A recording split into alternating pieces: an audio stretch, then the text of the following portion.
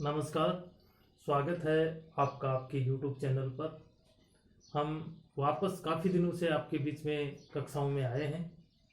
पहले हम ऑफलाइन कक्षाओं में थोड़ा व्यस्त थे, अब वापस हम ऑनलाइन कक्षाओं में आपके साथ बने हैं। आप हमारे साथ कक्षाओं में यूँ जुड़े रहें और रीट 2021 के महत्वपूर्ण टॉपिक्स हैं वो हम इन कक्षाओं में आपको पढ़ाएंगे। आज की क्लास में महत्वपूर्ण टॉपिक हमने लिया है बौद्ध धर्म। बौद्ध धर्म और जैन धर्म ये दोनों रीट 2021 के अंदर नए टॉपिक जोड़े गए हैं जो अति महत्वपूर्ण टॉपिक हैं ये दोनों। अब बौद्ध धर्म जो है, बौद्ध धर्म का प्रवर्तक, बौद्ध धर्म का प्रवर्तक था गौतम बुद्ध। गौतम बुद्ध बौद्ध धर्म का प्रवर्तक था। अब हम बौद्ध धर्म की जो शिक्षाएं हैं, बौद्ध धर्म के जो सिद्धांत हैं, उन सिद्धांतों को पढ़ने से पहले अपने को क्या पढ़ने पड़ेगा? गौतम बुद्ध की जीवनी के बारे में पढ़ना पड़ेगा। और गौतम बुद्ध की जीवनी बौद्ध धर्म में एक महत्वपूर्ण सार है, इसका वो अपने को पढ़ना पड़ेगा। सबसे पहले देखो हम गौतम बुद्ध का जन्म। गौतम बुद्ध का जन्म हुआ था 563 ईसा पूर्व। 563 ईसा पूर्व में इसका जन्म हुआ था। जन्म कहां पे हुआ? ये नेपाल की तराई में,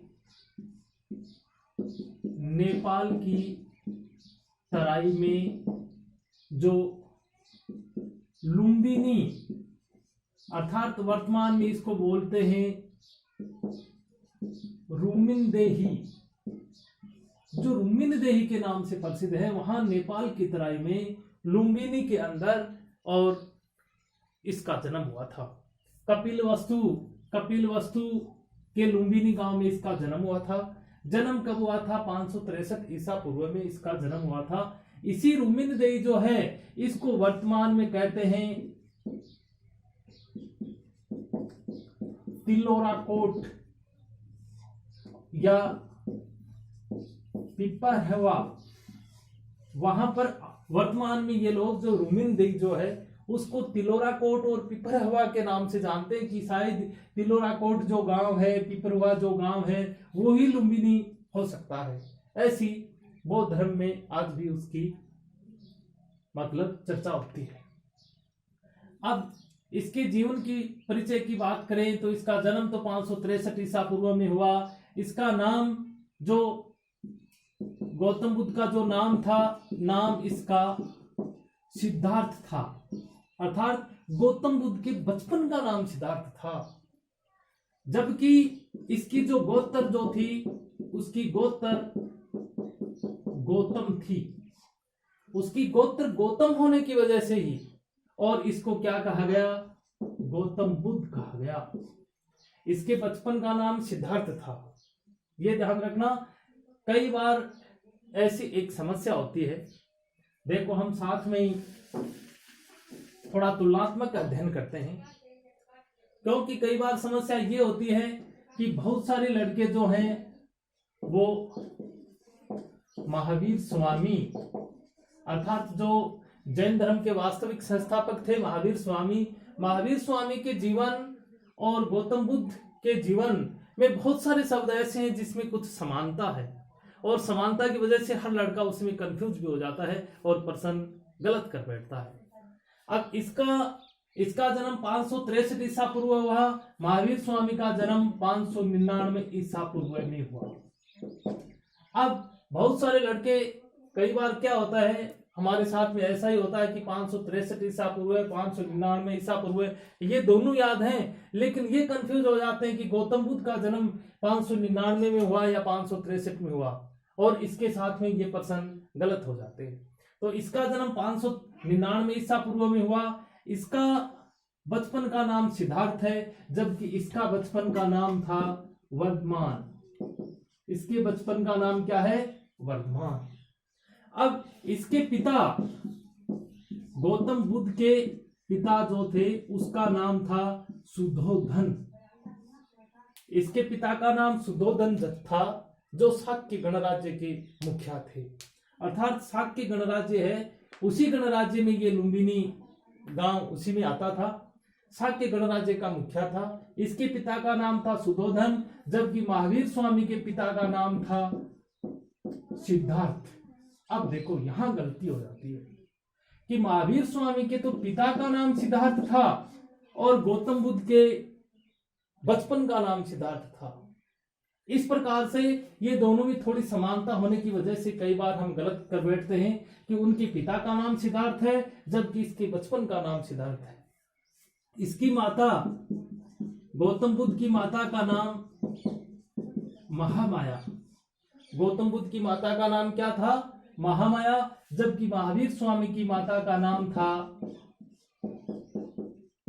त्रिशला। क्या नाम था?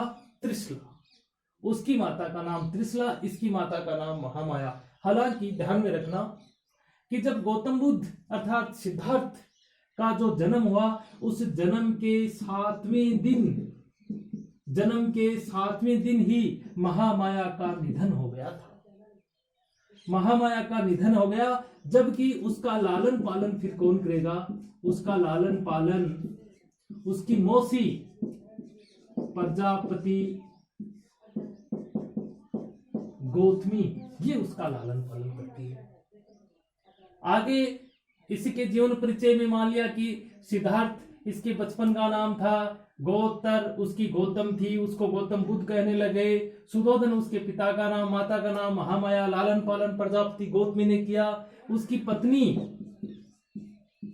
पत्नी का नाम था यशोधरा। क्या नाम था? यशोधरा। अब इधर जो है महावीर स्वामी है, इस महावीर स्वामी की पत्नी का नाम था यशोदा। अब देखो यहां पे ये समानता, इसकी पत्नी का नाम यशोधरा, इसकी पत्नी का नाम यशोदा। और यही हम प्रश्न गलत कर बैठते हैं, क्योंकि दोनों में नाम भी एक ही है, मिलते जुलते नाम है, इनका संबंध अलग है, इनका संबंध अलग है। इसके गौतम बुद्ध के एक पुत्र था जिस पुत्र का नाम था राहुल, और इसके एक पुत्री थी जिस पुत्री का नाम था प्रियदर्शना। उसकी पुत्री का नाम था। यहां पे एक बात और ध्यान देने योग्य है कि गौतम बुद्ध की पत्नी का नाम यशोधरा था, जबकि बौद्ध ग्रंथ में इसी का नाम बिंबा, गोपा और भद्दकचना, ये 3 नाम और मिलते हैं। तो इन तीनों नामों का ध्यान रखना। बिंबा, गोपा और भद्दकचना ये किसके नाम है? ये जो गौतम बुद्ध है उसकी पत्नी यशोधरा के ये तीनों नाम बौद्ध ग्रंथों में ये नाम चलते हैं। अब हम आगे गौतम बुद्ध के जीवन के बारे में आगे बढ़ेंगे।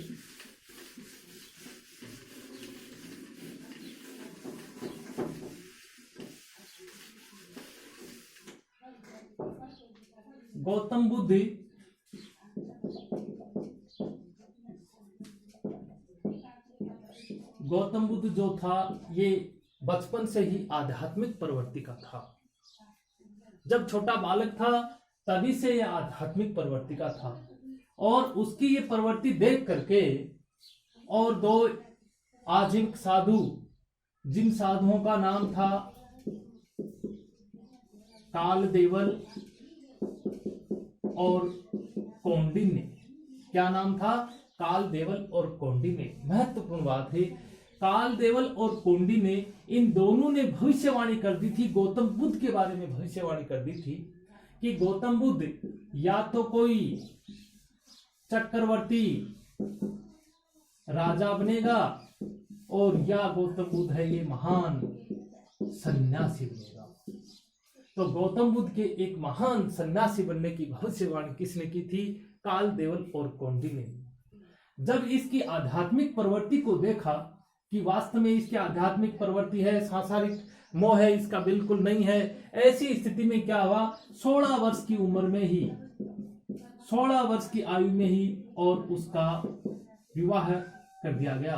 किसके साथ में, यशोधरा के साथ में उसका विवाह कर दिया, जो कोल्य वंश की राजकन्या थी, कोल्य वंश की राजकन्या थी, इसके साथ में इसका विवाह कर दिया। और जब गौतम बुद्ध की 28 वर्ष की आयु जब होती है, तब उसके राहुल नामक और उसके पुत्र उत्पन्न होता है। 16 वर्ष की आयु में उसका विवाह कर दिया यशोधरा के साथ में। 28 वर्ष की आयु हुई तब उसके पुत्र हो जाता है। और 29 वर्ष की आयु, कितने वर्ष की आयु, जब उसकी 29 वर्ष की आयु हो जाती है, अर्थात अब आप निकालो कब की बात है, क्योंकि 563 ईसा पूर्व में इसका जन्म हुआ है। उसके बाद में 29 वर्ष की उम्र में उसने क्या किया, सांसारिक मोह से मोह त्याग करके और उसने गृह त्याग दिया। अर्थात उसने सांसारिक मोह को छोड़ करके और उसने घर बार सब कुछ छोड़ करके सन्यासी बन जाता है, गृह त्याग देता है। गृह त्याग की घटना और बौद्ध धर्म के अंदर महाभिनिष्क्रमण कहलाती है। ये बहुत ही वेरी इंपॉर्टेंट शब्द है कि बौद्ध धर्म में महाभिनिष्क्रमण की घटना का संबंध किससे है, गौतम बुद्ध के गृह त्याग की घटना से। उसने गृह त्याग किया, और गृह त्याग किसने कैसे किया, अपना खुद का घोड़ा था, जिस घोड़े का नाम था कंथक, और उसका सारथी छंदक।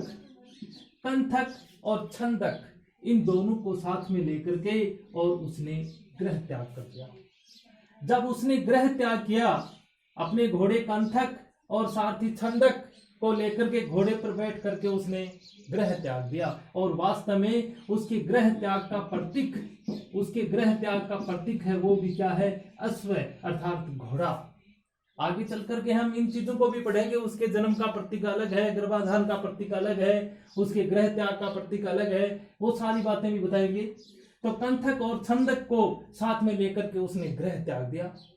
गृह त्याग किया, जब ये जा रहा था तो उसको 4 महत्वपूर्ण दृश्य देखने को मिले, और ये चारों दृश्य गौतम बुद्ध के जीवन के अंदर महान परिवर्तन करने वाले दृश्य थे। उसने घर से निकला तो उसने क्या क्या देखा, नंबर 1 रोगी व्यक्ति, दूसरा वृद्ध, तीसरा मृत और चौथा सन्यासी। रोगी, वृद्ध, मृत और सन्यासी। अब देखो यहां प्रश्न ये बनता है, सबसे पहले उसने मान लिया कि रोगी व्यक्ति को देखा तो गौतम बुद्ध ने सोचा कि आखिर व्यक्ति रुग्ण क्यों होते हैं, बीमार क्यों होते हैं, इसके पीछे संसार में क्या कारण है। उसने वृद्ध व्यक्ति को देखा तो उसके मन में ये भाव पैदा हुए कि आखिर व्यक्ति का शरीर जर्जर अर्थात वृद्ध क्यों होता है। तीसरे उसने मृत व्यक्ति को देखा कि आखिर इंसान की मृत्यु क्यों होती है, इसके पीछे क्या सच्चाई है। और लास्ट में उसने सन्यासी देखा, सन्यासी को उसने प्रसन्न मुद्रा में देखा। ये महत्वपूर्ण बात है कि उसने सन्यासी को प्रसन्न मुद्रा में देखा। प्रसन्न मुद्रा में देखते ही उसने ये निश्चय कर लिया कि दुनिया में यदि कोई व्यक्ति प्रसन्न है तो वो कौन है, साधु। अर्थात इन्हीं चारों दृश्यों को देख करके और उसने वैराग्य धारण कर लिया। अब देखो आगे और पढ़ते हैं हम। क्लास थोड़ी लंबी चलेगी लेकिन आप कक्षा में बने रहें और लास्ट तक आप वीडियो जरूर देखें। 1-2 बार देखते ही आपकी ये महत्वपूर्ण चीजें आराम से तैयार हो जाएंगी। और ज्यादा से ज्यादा आप लाइक सब्सक्राइब करें और कमेंट करके भी बताएं कि आपको कक्षा कैसी लगी, क्या कमियां हैं, क्या पढ़ाना है, आगे क्या पढ़ाना है, ऐसी आप सलाह देते रहें। जब ये गृह त्याग दिया, वैराग्य जीवन धारण कर लिया, तो अपने साथ सारथी छंदक और घोड़े कंथक इन दोनों को लेकर के गौतम बुद्ध अनोमा नदी के किनारे पहुंच जाता है। अनोमा नदी के किनारे जाकर के क्या करता है, सिर मुंडवाता है अपने सिर के बाल कटवाकर अर्थात सिर मुंडवाता है और फिर भिक्षु वस्त्र धारण कर लेता है, भिक्षुओं के वस्त्र धारण कर लेता है, सिर मुंडवा लेता है और आगे बढ़ जाता है। आगे बढ़ करके कहां जाता है? सबसे पहले वैशाली पहुंचता है। अब देखो बहुत ही महत्वपूर्ण शब्द और महत्वपूर्ण टॉपिक्स ये जो चल रहा है। वैशाली में गए और वैशाली में जाकर के गौतम बुद्ध ने अपना प्रथम गुरु बनाया। ध्यान रखना, उसके प्रथम गुरु का नाम था आलार कालाम। क्या नाम था? आलार कालाम। और ये आलार कालाम जो था ये सांख्य दर्शन का अनुयायी था। इसी कारण बौद्ध धर्म के ऊपर सांख्य दर्शन का प्रभाव है। ये ध्यान रखना, कई बार ऐसा प्रश्न आता है कि बौद्ध धर्म दर्शन के ऊपर किस धर्म और दर्शन का प्रभाव है? सांख्य दर्शन का। क्योंकि गौतम बुद्ध का गुरु जो आलार कालाम जो था, ये वैशाली के अंदर इसने गुरु बनाया। इसका प्रथम गुरु था जो सांख्य दर्शन का प्रणेता था। फिर गौतम बुद्ध आगे चले जाते हैं, राजगृह चले जाते हैं और राजगृह में जाकर के और वो आलार कलाम से संतुष्ट नहीं हुए तो उसने अपना दूसरा गुरु बनाता है। कहां? राजगृह में। पहला गुरु कहां बनाया? वैशाली में बनाया। दूसरा गुरु बनाता है जिसका नाम है रुद्रक रामपुत्र। क्या नाम है? रुद्रक रामपुत्र। ये रुद्रक रामपुत्र जो था ये योग दर्शन का अनुयायी था। ये योग दर्शन का अनुयायी था और उसने गौतम बुद्ध को नैव संज्ञा ना संज्ञायतान नाम की और गौतम बुद्ध को योग की शिक्षा दी।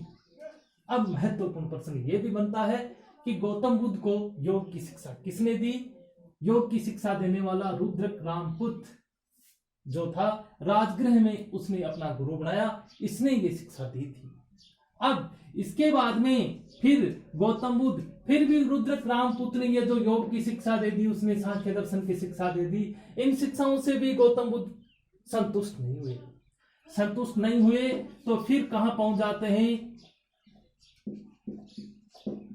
उरुवेला अर्थात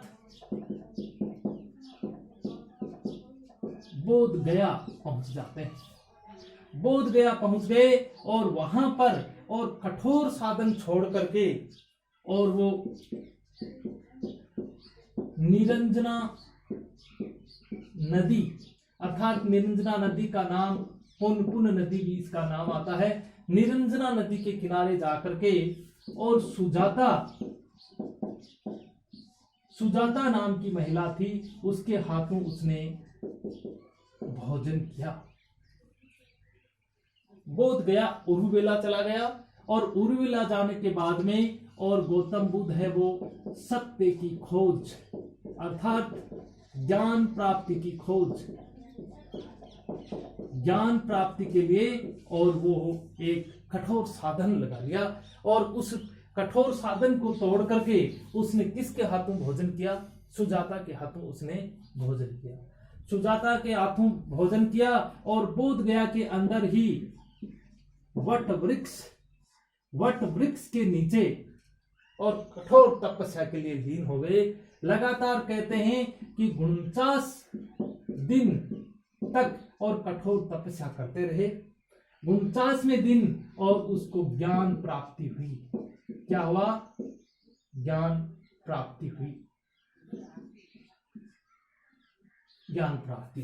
ये उस टाइम पर गौतम बुद्ध की 35 वर्ष की उम्र थी अर्थात 35 वर्ष की आयु में बोध गया के अंदर वट वृक्ष के नीचे 49वें दिन उसको ज्ञान प्राप्ति हुई। ज्ञान प्राप्ति की घटना को और कहते हैं संबोधि अर्थात बौद्ध दर्शन के अंदर ज्ञान प्राप्ति की घटना को क्या कहा गया? संबोधि। एक पहले मैंने बताया था महाभिनिष्क्रमण। वो भी याद रखने योग्य है और ये भी महत्वपूर्ण है। ज्ञान प्राप्ति की घटना को क्या कहा जाता है? संबोधि। अर्थात ये जो वट वृक्ष जिसके नीचे उसको ज्ञान प्राप्त हुआ उसको क्या बोलते हैं? बोधि वृक्ष। उसको बोलते हैं बोधि वृक्ष। अब ज्ञान प्राप्ति के और अगले 2 दिन के बाद में, ज्ञान प्राप्ति के 2 दिन बाद में और बुद्ध है वो तथागत हो गए। अर्थात वहां से गौतम बुद्ध है वो बोध गया से चले जाते हैं। और बोध गया से चले जाने के बाद में गौतम बुद्ध कहाँ पहुंचते हैं? आगे उसकी कैसे, मतलब उसका बौद्ध संघ कैसे बनता है वो देखो, आगे हम पढ़ते जा रहे हैं।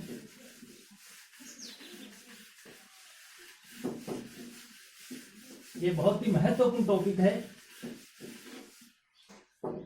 उसके 2 दिन बाद फिर गौतम बुद्ध वाराणसी के पास में पहुंच जाते हैं।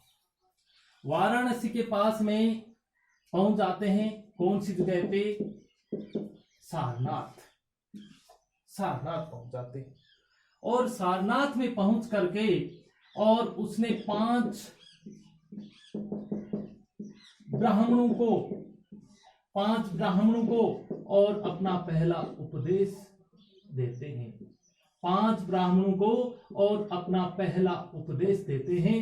ये पहला उपदेश जो है ये बौद्ध धर्म के अंदर क्या कहलाता है? धर्म चक्र परिवर्तन। धर्म चक्र परिवर्तन, ये धर्म चक्र परिवर्तन कहलाता है। एक मैंने संबोधि बताया है, एक महाभिनिष्क्रमण बताया है, एक धर्म चक्र परिवर्तन बताया है। सारनाथ के पास में जहां इसने 5 ब्राह्मणों को पहला उपदेश दिया, ये उस आश्रम का नाम है ऋषिपत्तनम। ऋषिपत्तनम और मृगदा। ऋषिपत्तनम और मृगदा नाम का जो आश्रम था, उस आश्रम में उसने 5 ब्राह्मणों को अपना सबसे पहला उपदेश दिया। वो 5 ब्राह्मण कौन कौन थे? आंज, कौंडिन्य, असजी, वक्त, महानाम और भद्ये। महानाम और भद्ये, ये 5 ब्राह्मण थे जिन 5 ब्राह्मणों को गौतम बुद्ध ने सबसे पहला उपदेश दिया था, जिसे कहते हैं धर्म चक्र परिवर्तन। इसको उसने पहला उपदेश दिया और उसके बाद में तपसु व भल्लिक। तपसु और भल्लिक ये जो थे, इसने सबसे पहले और अपना बौद्ध भिक्षु बनाया।